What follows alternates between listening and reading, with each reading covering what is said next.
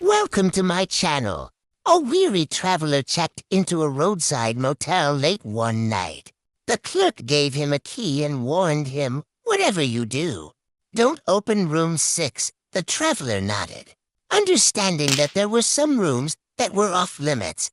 But at 3 a.m., he was awoken in his room by what sounded like a desperate knocking. At first it was soft, then it started to become more violent, like someone banging their fists against the door trying to get out. He sat up in bed listening intently. Then he tried to call the front desk, but the line was dead.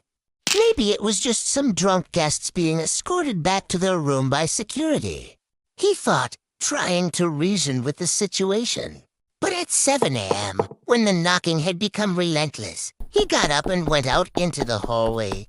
He walked past room 6, the door slightly ajar, and he could see the outline of something on the bed inside. He tried the door. It was unlocked, and as he slowly opened the door, he noticed that the sheets on the bed were soaking wet and covered in blood. He stumbled back, nearly tripping over his own feet as he made a mad dash for the phone to call 911. But when he looked up, he saw that the clerk was standing there with a wild look on his face. "You shouldn't have listened," the clerk whispered, shaking his head in disappointment. The traveler, shaken and confused, insisted that he hadn't touched the door. But the clerk just stared at him and replied, "You were never supposed to be in that room. Now get out of here before it's too late." The traveler, still insisting on his innocence, demanded an explanation. But the clerk just kept repeating, "You shouldn't have listened." The traveler, with a growing sense of dread, finally left the motel. He didn't want to know what secrets room 6 held. Now, years later, the motel has been demolished. The land is empty.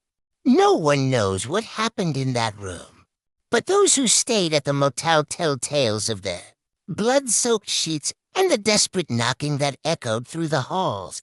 Some say the traveler deserved his fate for being nosy, while others believe that he was right to be curious.